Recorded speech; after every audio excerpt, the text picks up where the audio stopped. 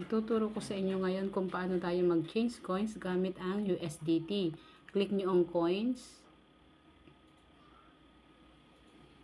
Then top up. Then hanapin nyo ang USDT. Itong USDT, click nyo. Then i-copy nyo yung link ng USDT copy. Then mag-back tayo. Punta tayo ng points. Click nyo naman ang points. Then withdraw. Then yung sa method nyo, kung naka-GCash kayo, i-transfer nyo sa USDT. Click nyo yung dalawang lines sa taas. Then USDT. Yung password nyo tuwing kayo mag-withdraw. And then ipipaste nyo dito ngayon yung kinapin yung link ng USDT. Then submit.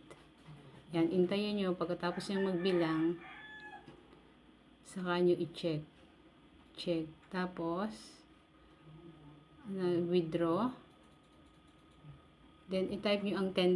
Kasi hindi kayo makakapag-change coins kapag wala pa kayong $10. Then, submit. Confirm. Ayan na siya. Nakapag, ano na tayo. Then, click nyo ang exchange coins. Password ulit. Yung pag-withdraw.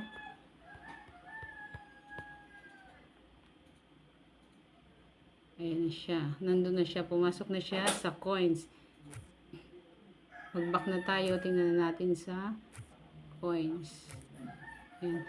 Sa akin, kasi agent ako, pumapasok yung sa akin ay sa coins trading. Dito siya pumapasok sa akin sa coins trading. Yan. Kasi agent ako.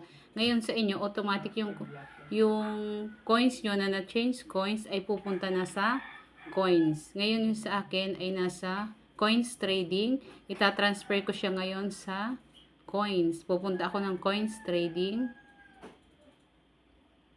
Tapos type ko lang yung ID number ko. 46,24255. Then yung amount na 97,536. Then transfer. Confirm. Then magbabak ako.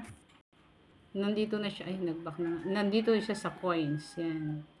Kapag agent yun. Pero kapag hindi kayo agent, automatic, diretso na sa coins ang pasok. Yun lang. Thank you.